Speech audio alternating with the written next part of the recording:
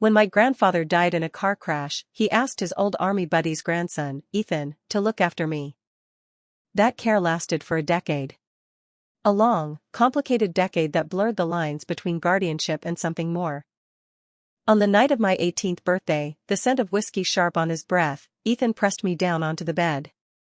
The weight of his body was heavy, but it was the weight of his gaze that truly pinned me, a mixture of desire and a sorrow I couldn't yet understand. From that moment on, I became his secret, a love he could never acknowledge in the light of day. Our world was confined to stolen moments in quiet corners of the grand house he maintained, a silent, passionate understanding that existed only between us. The day I found out I was pregnant, the world seemed to tilt on its axis, colors brightening with a terrifying, exhilarating hope. That same afternoon, Ethan's childhood friend, Stella, called me, her voice bubbling with excitement. "Chloe, you have to come to the club, now. Ethan is going to propose to you." My heart hammered against my ribs. I followed her instructions blindly, my hands trembling as I pinned a delicate lace veil into my hair. But when I arrived, breathless and beaming, the scene that greeted me shattered my world into a million pieces. Ethan was on one knee, not before me, but before Stella, slipping a diamond ring onto her finger as the crowd of their affluent friends erupted in applause. Stella's eyes found mine across the room, and a triumphant, venomous smile spread across her face. "Oh, I'm so sorry, Chloe," she mouthed, her voice dripping with false sympathy that didn't reach her eyes. "Ethan told me he's always seen you as a little sister. He and we're the ones who are truly a match." Ethan's face, when he finally saw me, contorted with rage. He stormed over, ripped the veil from my hair, and shoved me towards the exit. His voice a low, furious snarl. "How dare you, an orphan, even dream of me? Get out. Go to the little black room and think about what you've done." The little black room was our cruel joke for the stark, windowless storage room in his mansion, a place he'd lock me in when I was a child for misbehaving.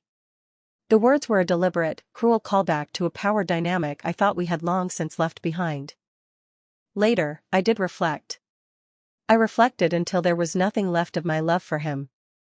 I got rid of our child and disappeared to a place he could never find me. So why, then, did he lose his mind? By the time I realized I had been perfectly and cruelly manipulated by Stella, it was far too late. Every guest at the engagement party had noticed my arrival. Their gazes, a cocktail of curiosity and contempt, followed me like spotlights. The whispers started immediately, sharp and stinging. "Is Chloe insane? Showing up to Ethan and Stella's engagement party wearing a veil? What is she trying to accomplish with that? Does she really think that will make him look at her?" I always heard she had impure intentions toward Ethan, but I never thought she'd be this shameless. Trying to sabotage their engagement, she should take a good look at herself in the mirror. I tried to explain, but my voice was swallowed by the din of their judgment. Someone shoved me, and I stumbled, falling to the polished marble floor in a clumsy, humiliating heap. On the stage, Ethan looked utterly mortified. He strode towards me, his face a thunderous mask, his voice laced with fury. "Chloe, have I been too good to you? Is that why you keep pushing the boundaries? Is an engagement party a place for you to cause a scene? Get out, now." "No, that's not it." I shook my head, my hair falling into my eyes. I lifted a trembling hand and pointed at Stella, who stood behind him, the picture of innocence. "She's the one who called me. She told me you were going to propose to me, that I should come here wearing a veil." I couldn't comprehend Stella's betrayal. She had always sworn she had no romantic feelings for Ethan, that they were just like siblings. It was why I had trusted her, confided in her as a friend, telling her everything about Ethan and me. Hearing my accusation, the guests turned their collective gaze to Stella. She put a hand to her chest, her expression one of profound hurt. "Chloe, what are you talking about? I know Ethan has always seen you as a sister. Why would I ever say something like that to you?" She turned to Ethan, her eyes welling with tears. "If you're unhappy about Ethan and me getting engaged, just say so. I can step back." With a grand gesture of self-sacrifice, she began to tug at the new ring on her finger. Ethan immediately stopped her, pulling her into his arms. No. You've already promised to marry me. You can't back out now. Stella, I'm telling you. You're the only woman I will ever marry in this life. He held her, his voice thick with a staged emotion, playing the part of a man deeply in love. Just last night, his hands had been on my waist, his body moving against mine with a practiced fervor. A wave of nausea washed over me so powerfully that I couldn't stop it. I doubled over and retched, the bile burning my throat. The atmosphere in the room shifted instantly. Murmurs rippled through the crowd as they stared at me, speculating on the cause of my sudden sickness. Chloe, that looks a lot like morning sickness, Stella said, her voice laced with disgust as she eyed me from the safety of Ethan's embrace. I've seen you going in and out of hotels with different men. Could that baby in your belly belong to one of them? You should really get it checked out. It would be a shame not to know who the father is. Her words were poison darts, and the crowd's stares turned from to utter revulsion. Ethan's expression was a complicated storm of emotions. His gaze flickered, finally landing on my stomach, his brow furrowed in a deep frown. Chloe, I always thought you were a clean, decent girl. I never imagined you were so promiscuous behind my back. You've disappointed me more than I can say. His words were daggers, piercing my heart. I stared at him, speechless with disbelief. After that first night on my 18th birthday, we had seamlessly fallen into the role of lovers. For 5 years, he had been the only man in my life. He knew this better than anyone. Why would he say such a thing? His patience had worn thin. Declaring that I had wasted enough of their time, Ethan motioned for security. Get her out of here. Before they could reach me, he strode forward, violently tore the veil I still clutched from my hands, and threw it to the ground. A person needs to know their place, he said, his voice as cold as ice. Don't covet what doesn't belong to you. As I was escorted out, I stood by the grand entrance and looked back. Egged on by the crowd, Ethan wrapped his arms around Stella, and they melted into a deep, passionate kiss, oblivious to the world, and to me. It felt like a physical slap across the face. Humiliation and grief quailed in my gut, consuming me. As their kiss finally ended, something inside me died. Just then, my phone rang. It was Liam, my senior from a university program. Chloe, have you decided about the teaching volunteer trip to the mountains? We're leaving the day after tomorrow. Are you in or out?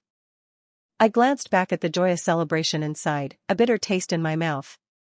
My nose stung. I'm in, I said, my voice hoarse. Liam was perceptive. He immediately caught the rasp in my voice and softened his tone. Hey, if you can't bear to leave him, it's okay to say no. You know, once we're there, it'll be a few years before we can come back.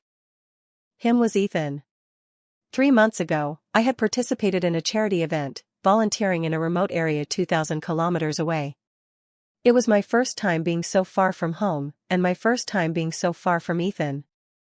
By the second day, I was so homesick for him it was a physical ache. The signal was terrible, preventing me from calling him. I could only cry myself to sleep at night, huddled under the blankets. But Ethan had found me, using the GPS on my phone. He had seemed so desperate to see me, running the last part of the way. His hair was plastered to his forehead with sweat, making him look a little disheveled but achingly real. The moment he saw me, I saw pure joy flash in his eyes. But as I ran to embrace him, he turned his back, feigning anger. Chloe, you infuriate me, running off without a word. Don't think I'll forgive you so easily this time. But he did. My embrace was all it took for his feigned anger to melt away. At that moment, I had truly believed he loved me. Now, I saw it for what it was, my own wishful thinking. Swallowing the bitterness in my throat, I spoke to Liam on the phone, my voice firm with newfound resolve. It's fine. I've made up my mind. I'm going, and I'm not coming back. After leaving the engagement party, I went straight to the hospital. The doctor who had done my checkup that morning was surprised to see me again. Miss, you're back so soon? Are you feeling unwell? I shook my head, my voice flat and devoid of emotion. I came straight to the point. I wanted an abortion. This wasn't a decision made out of spite or a desire for revenge against Ethan. It was a cold, hard calculation. I knew that with him now engaged to Stella, and knowing Stella's personality, she would never tolerate the existence of an illegitimate child. Besides, Ethan didn't even acknowledge the baby as his. Keeping it would only condemn the child to a life of hardship with me. The doctor was initially taken aback, but having seen the full spectrum of human joy and sorrow, she said nothing more and scheduled the procedure. That evening, after taking the medication the doctor prescribed, I lay exhausted in my hotel bed.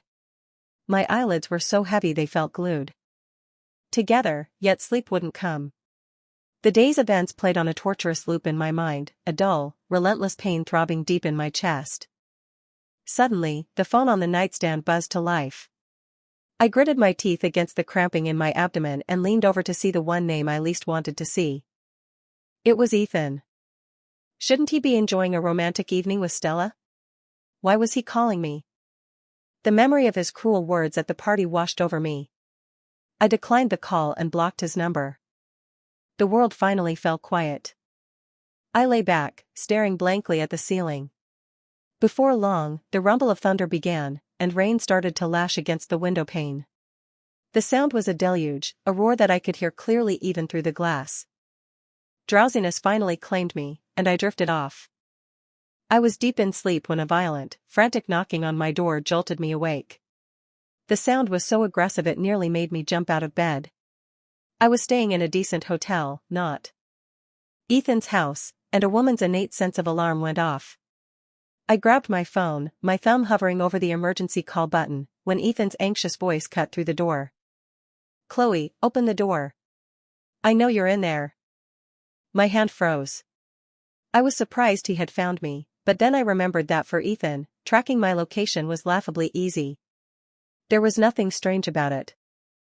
I didn't want any more entanglement with him. I decided to pretend I was asleep, hoping he would give up. "Chloe, stop pretending. Open this door." The knocking became more insistent, as if he was about to kick it down. Worried he would disturb the other guests, I had no choice but to open it. The moment the door swung inward, the damp smell of rain and storm rushed in. Ethan stood there, panting, one side of his body completely soaked from the downpour. I opened my mouth to speak, but he pushed past me into the room. He scanned the space like a lion patrolling its territory. After confirming I was alone, he turned to me, his brow furrowed. "You're alone?" I didn't understand the question, but I nodded. "Then why didn't you answer my calls? Why did you block me?" He advanced on me, his eyes missing the deathly pallor of my face, a result of the procedure. He interrogated me like I was a criminal. "You were so afraid to answer my call. Was it because someone else was here with you just now?" Now I understood. The purpose of his room inspection, his frantic search. It was because of Stella's venomous words earlier, her accusation that I frequented hotels with other men. He had come here to catch me in the act. But we had no relationship now. Under what identity was he here to catch a cheater? I shrugged, my voice detached. "Does it have anything to do with you?" "Of course, it has something to do with me. You are my woman." His eyes were bloodshot, and for a fleeting moment, I saw a flicker of hurt in them. "Have I not been good to you these past 5 years? Why would you find someone else?" I thought I must have imagined the hurt. I threw his own question back at him, my voice dripping with irony. "And have I not been good to you? Why are you marrying Stella?" For a moment, Ethan was stunned into silence, clearly unable to answer. Suddenly, he pulled me into a fierce embrace, his lips close to my ear. "You know I love you," he whispered, his voice raw and earnest. "It's always been you. It is now, and it will only ever be you." It was the first time Ethan had ever said he loved me. For 5 long years, I had yearned to hear those 3 words from him, playing the part of the perfect, undemanding girlfriend, never causing him trouble. But now, with my wish finally granted, all I felt was a profound, chilling sorrow. I tried to push him away. "We're over. Let go." "I haven't said we're breaking up," he said, his tone calm, as if discussing something mundane. We'll continue just like before. I'll make time to see you. You don't have to worry about Stella finding out. She won't interfere with us. I thought I had misheard him. He was actually asking me to be his mistress. The love I had poured out so unconditionally for years suddenly curdled into a million mocking voices in my head. I shoved him with all my strength, wanting to slap him, but a sudden, sharp pain in my abdomen stole my breath and I collapsed to the floor. Perhaps it was my weak constitution, but my body always reacted more severely to any medical procedure. The pain in my abdomen was intensifying, feeling like a hot knife twisting in my gut. Cold sweat beaded on my forehead, plastering my hair to my skin. I was a pathetic mess. Only then did Ethan notice that something was seriously wrong. He scooped me up, his voice filled with genuine concern. What's wrong? I'll take you to the hospital. I couldn't speak. I let him carry me down to his car. In a daze, I heard his voice, hoarse and choked with emotion. Chloe, just hold on. Please, don't let anything happen to you. He drove recklessly fast through the raging storm. The sky was still a canvas of violent rain and terrifying flashes of lightning. Yet, he kept the car steady. I watched the blurred cityscape rush by, and slowly, the sharpest edge of the pain in my stomach began to subside. Just as I thought we would make it to the hospital, his phone rang. He glanced at the caller ID and then instinctively met my eyes in the rearview mirror, as if seeking my permission. I didn't need to ask who it was. To avoid any more complications, I wanted him to hang up, but he had already answered. Ethan, the power's out here, Stella's tearful voice crackled through the speaker. It's still thundering, and I'm so scared. Can you please come and be with me? I saw Ethan's expression immediately tighten with a tension I had never seen before. Ordinarily, I would have magnanimously told him to go to her. But not now. My life felt like it was on the line, and I didn't want to die. For once, I was selfish. Ethan, please don't go, I begged, my voice weak.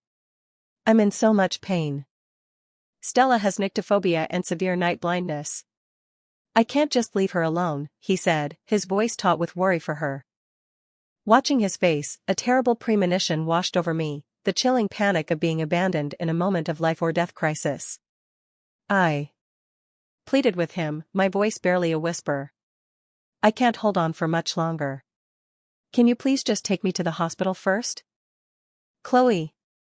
His control finally snapped, his voice rising in anger.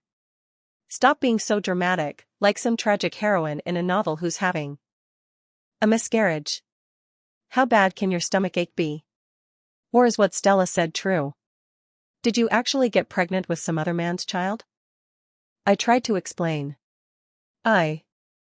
But he cut me off, pulling the car to a screeching halt. He turned to me, his voice sharp with impatience. That's enough. There's a pavilion over there. You go wait there. I'll have someone come and pick you up. I knew then that he was going to her, no matter what. The pain in my abdomen felt like a blade twisting deeper, and I curled into a ball, unable to speak. Seeing my state, a flicker of hesitation crossed his face. But then his phone buzzed with another message from Stella, and his expression hardened. He got out of the car, pulled me from the passenger seat, and half-dragged, half-carried me to a bench inside the small, open-air pavilion. Then, without a backward glance, he got back in his car and drove away. I watched his taillights disappear into the curtain of rain. Tears blurred my vision, and my heart felt like it was being squeezed by an iron fist, the pain so intense I could barely breathe. It hurt so much. I think I'm going to die. In the final moment before my consciousness dissolved, a familiar figure appeared in my blurry vision. If it's him, I thought faintly, if it's Ethan coming back for me, I can forgive him for everything. When I woke up again, I was in a hospital room. Liam immediately got up from the sofa and came to my bedside, his face etched with worry. You're awake. How are you feeling? Does your stomach still hurt? I shook my head, my voice raspy as I asked him, were you the one who brought me to the hospital last night? Yeah. I was dropping off some teaching materials for a friend nearby and I saw you lying in that pavilion. You looked like you were in a lot of pain, so I brought you here, Liam explained gently, his eyes holding an emotion I couldn't quite decipher. The doctor said your constitution is naturally weak, and your body couldn't handle the strain after the abortion. She recommends you stay here for a few days to recover. I nodded, managing a weak, grateful smile. Thank you. Don't mention it. We're going to be colleagues soon. It's what colleagues do for each other. My impression of Liam had always been that of a kind-hearted person who loved to help his classmates. I didn't read anything more into his actions, assuming his compassion was simply a part of his nature. He had helped me because he couldn't bear to see someone suffer. Regardless, he was now my savior. Just then, my phone, which Liam must have retrieved, started ringing. It was Ethan. 10 hours had passed since he had abandoned me. This was his first call. I wanted to hang up, but recalling how he would just show up in person if I ignored him, I reluctantly answered. I didn't have the strength to see him again. Where are you? Ethan's voice was lazy, as if he had just woken up. I told him the name of the hospital, my voice flat. Hearing I was in the hospital, his tone brightened. See? I told you Leo would take you to the hospital. Leo was Ethan's best friend, someone Ethan trusted implicitly. Unfortunately, Leo never came for me last night. He didn't even call or text. Leo was Stella's cousin and had always wanted Ethan and Stella to be together. He naturally despised me and wouldn't have cared about my well-being in that situation. But I didn't tell Ethan any of this. I just grunted in agreement. Sensing my coldness, Ethan seemed a bit unsettled and was about to say more when Stella's voice interrupted him from his end of the line. Ethan, who are you talking to? Then her voice became sharp. Oh, it's Chloe. You know, I don't mean to be rude, but since Ethan and I are engaged now, you really should keep your distance from him. We wouldn't want people to gossip. I said nothing. I just ended the call. Liam, noticing my foul mood, tactfully left and returned with some food, saying I needed to regain my strength. I felt a surge of gratitude. In my darkest hour, it wasn't the person I knew best who was by my side, but a friend I had only met a few times. During my stay in the hospital, Ethan never showed up. No calls, no texts. I knew what he was doing. He was punishing me for hanging up on him, giving me the silent treatment, waiting for me to come running back to him and apologize. It was his favorite tactic. But this time I didn't go looking for him. The day I was discharged, I booked a train ticket for the next morning to the mountain village where I would be teaching. Just before boarding the train, Ethan, breaking his pattern, called me. Chloe, it's been 10 days. Why haven't you called me? Not even a single text. The moment I answered, his accusatory voice filled my ear. He must have heard the noise of the station around me because his tone grew wary. Where are you? Why are there so many people? I didn't answer his question. I just said quietly, Ethan, let's break up, and hung up.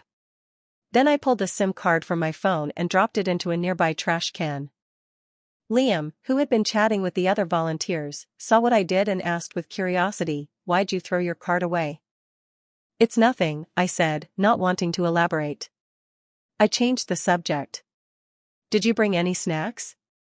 I'm hungry. Without a word, Liam opened his backpack and, like a magician pulling a rabbit from a hat, presented me with an assortment of snacks. Surprisingly, they were all my favorites. The foul mood Ethan had put me in lifted slightly at the sight of the food. I began to eat, chatting idly with Liam. I noticed that Liam's ears were bright red. I assumed it was from the cold wind on the platform and, without thinking, I reached out and covered his ear with my palm, trying to warm it up. The moment my skin touched his, he flinched as if shocked and pulled away, his wide, sincere eyes staring at me. Sorry, I said quickly, thinking I had startled him. I was just trying to warm your ear. Liam pursed his lips, looking a little flustered. It's fine. My ears are just like that. They turn red easily. It has nothing to do with the temperature. He said that, but in the days and weeks that followed, I noticed his ears only turned that bright shade of red when he was close to me.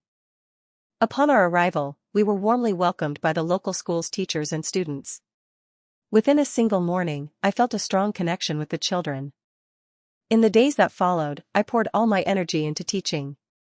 The kids were bright and eager, absorbing everything I taught them with enthusiasm. Besides teaching, with the help of the local villagers, I started my own small vegetable patch. I planted my favorite carrots and greens, but my gardening skills were sorely lacking, and my plants looked nothing like the lush vegetables grown by others. Eventually, Liam couldn't stand to watch my struggles any longer and offered to teach me how to manage the crops. I had no choice but to accept. Under his patient guidance, my carrots and greens began to thrive, and I felt a profound sense of accomplishment I couldn't quite put into words. Just as I began to believe that my life would continue in this peaceful and fulfilling way, the one person I never wanted to see again found me. I have no idea how Ethan tracked me to this remote teaching post, or how he pinpointed my exact dormitory. But when I opened my door one afternoon, he was standing there, looking travel-worn and weary. The moment he saw me, the dull, murky look in his eyes instantly brightened. He rushed forward and threw his arms around me. "Chloe, I finally found you." I quickly pushed him away. "We've broken up. Please keep your distance." Ethan's expression immediately darkened. "I don't agree. You were the one who wanted to be together, and now you're the one who wants to break up. What do you take me for?" I almost laughed. If he hadn't gotten drunk and forced himself on me all those years ago, I never would have suggested we be together in the first place. "You ran off to this godforsaken place without a word. Are you still angry that I didn't take you to the hospital?" he pressed on when I didn't speak. "Can you stop being so unreasonable? I already had Leo go pick you up, didn't I? Stella is my fiancée. If I had abandoned her, what would people say about me?" It was laughable. He still thought this was about my anger. If he had cared enough to look into what actually happened that night, I have no doubt that with his resources, he would have discovered the truth. "Think whatever you want. It has nothing to do with me anymore. You should go back. Stella will surely be upset if she finds out you came looking for me," I said, dismissing him. But Ethan wouldn't leave. He tried to push his way into my room, just as Liam arrived with my dinner. Liam stepped between us, pulling me behind him and facing Ethan with a cold expression. "What do you think you're doing?" Ethan had never seen Liam before, but a man's intuition told him Liam was not someone to be trifled with. He immediately grew defensive. "Who are you? This is between me and my girlfriend. It has nothing to do with an outsider like you." "I told you, we already broke up," I corrected him coldly. Ethan's face hardened. "You're so determined to break up with me. Is it because of this man?" He sneered, looking Liam up and down.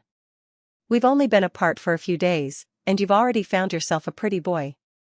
What does he have that I don't?" I didn't want to drag an innocent person into my personal drama and was about to set Ethan straight, but Liam spoke first. "For starters, I'm a pretty boy, which is a lot better than being a washed-up old man like you." As he spoke, he wrapped a possessive arm around my waist, staking his claim. Ethan's face turned black with rage. He stared daggers at Liam's hand on my waist, as if he could burn it off with his glare.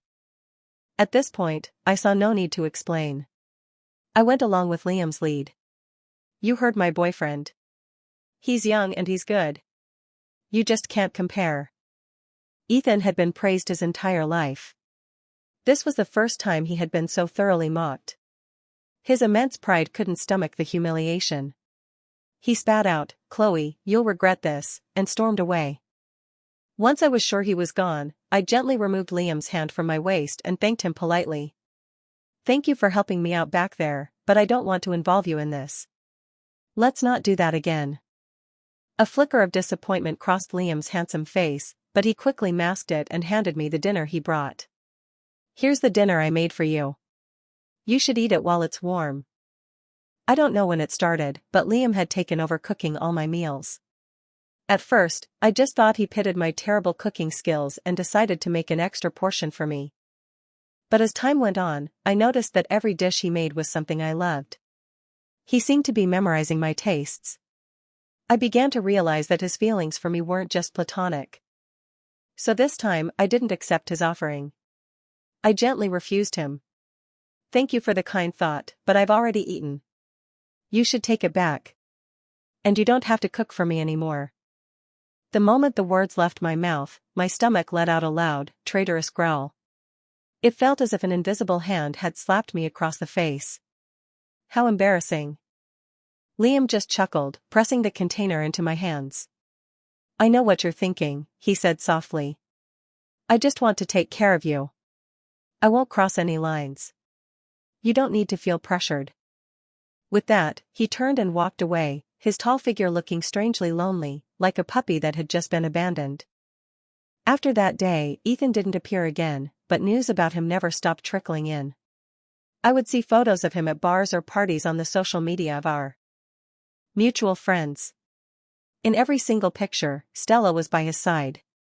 They were inseparable, their poses intimate, looking for all the world like a couple madly in love. I looked at these photos and felt nothing.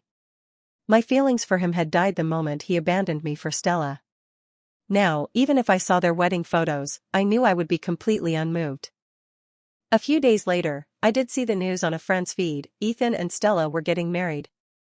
The date was set for the very next day.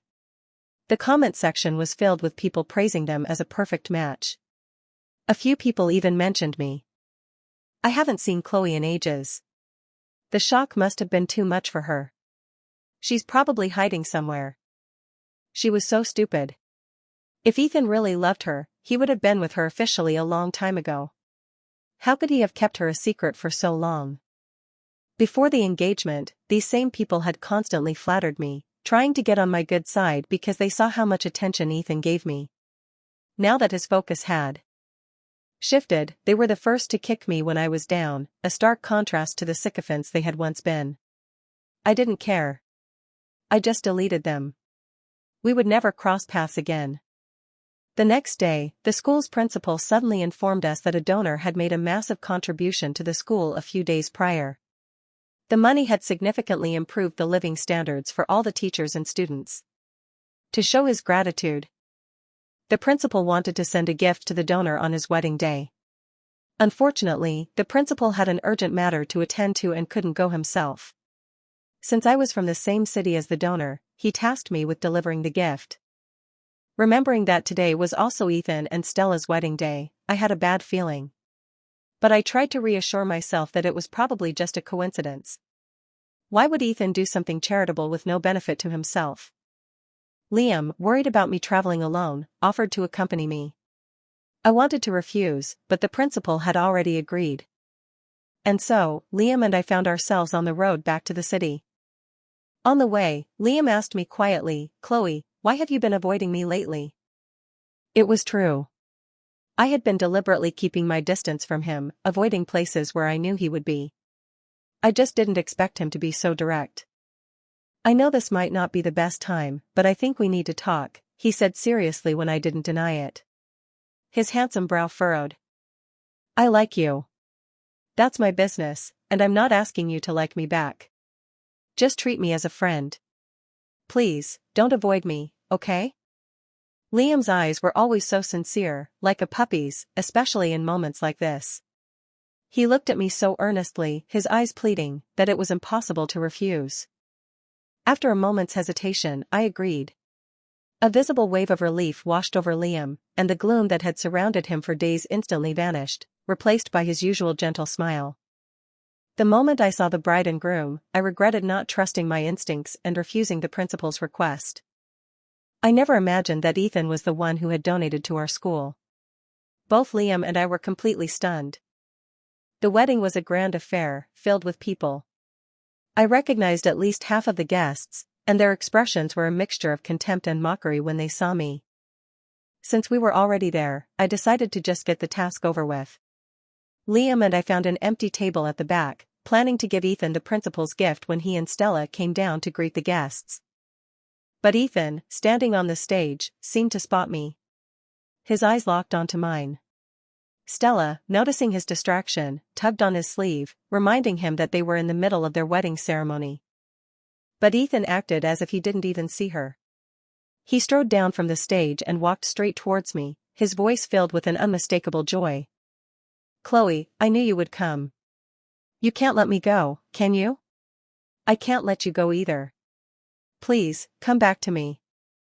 His outburst stunned everyone in the room, especially Stella, who had followed him down from the stage. Her face turned a sickly green when she heard his words. I stood up and calmly presented Ethan with the principal's gift, pretending I hadn't heard his plea. "Mr. Jeong, this is a wedding gift from our principal. He wishes you and your bride a long and happy life together, and to have children soon." Ethan didn't take the gift. He just stared at me. "Chloe, don't change the subject. You came here because you don't want me to marry Stella, right? Just say the word, and I'll call off the wedding right now." "Ethan, what are you talking about?" Stella's face contorted in fury. "Can we please talk about this after the ceremony is over?" "You shut up." Ethan glared at her, his voice cold. "This was just a business arrangement. I have no feelings for you." I couldn't believe he could say such a thing. If he had no feelings for Stella, why would he agree to marry her? Why would he abandon me to be with her? Why would he sleep with her? "I don't care if you have feelings for me or not. I'm pregnant with your child, and you have to take responsibility for me and the baby," Stella shrieked, her face twisted with rage, her wide eyes making her look terrifying. She turned her glare on me. "You came here to ruin this on purpose, didn't you? Get out." She was about to call for security when Liam stepped in front of me, his voice low and dangerous. "Whoever touches her will be making an enemy of my family, the Shin Corporation." I had almost forgotten. Liam was the heir to the Shin Corporation, one of the top 3 global enterprises. No one dared to cross him. Stella's aggressive demeanor instantly deflated. "Mr. Shen, it's you?" She hadn't recognized him at first, as he had been quiet the whole time. Now that he had stepped forward to defend me, she was completely flustered and fell silent. Liam took my hand, his voice gentle. "We've completed the principal's task. Let's go back." I nodded, not pulling my hand away. I let him lead me out of the chaotic wedding hall. Behind us, I heard Ethan's desperate, heart-wrenching screams. "Chloe! Chloe, come back!" I also heard the sounds of Stella and the security guards trying to restrain him. The scene descended into utter chaos. A few days after we returned to the school, Ethan found me again. He looked at me with red-rimmed eyes, his voice pleading. "Chloe. Stella and I have called off the wedding. I won't have anything to do with her anymore. Please, will you come back? I really miss you." Looking at his broken state, all I felt was annoyance. I asked him flatly, "What about the baby in Stella's belly? Are you going to let it be born without a father?" "I made her get rid of it," he said earnestly. "I only want you to have my children. I don't want a child from anyone else." I laughed, a cold, bitter sound. I thought of the child that had once been in my own womb just a few months ago. What a shame. I didn't want you to be my child's father, so I got rid of it too. The words hung in the air between us. Ethan froze, his entire body stiffening. It took him a long moment to process what I had said. What do you mean? You were pregnant with my child?" "Yes. I found out the day you and Stella got engaged. And I had the abortion that same day." I touched my flat stomach, recounting the story as if it had happened to someone else. Ethan looked as though he had been struck by lightning. He stood there, stunned, before finally managing to speak. "So, that night, your stomach hurt because you had just had an abortion?" I nodded, saying nothing. The moment he received my confirmation, Ethan's composure completely shattered. He reached out a trembling hand, as if to touch my stomach, but I slapped it away. "Don't touch me," I said, my voice filled with disgust. "I find you filthy." "Chloe, I'm sorry. It's all my fault. Please, can you forgive me?" Tears welled in his eyes, and he dropped to his knees in front of me. I ignored him, turned around, and shut the door in his face. That night, Ethan didn't leave. He knelt outside my door, waiting for my forgiveness.